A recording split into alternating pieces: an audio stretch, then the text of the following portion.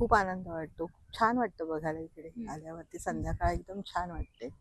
खूप खूप जास्त असतात. संध्याकाळी एक परफेक्ट वेळेला आलात तर तुम्हाला चांगला व्ह्यू मिळतो. आणि जेव्हा ते फ्लाईट वगैरे घेतात, रिलॅक्स मोडमध्ये असतात, डिस्टर्ब नाही करायचं त्यांना, लांबनं बघायचं, फोटोज पाहिजे तर काढायचं.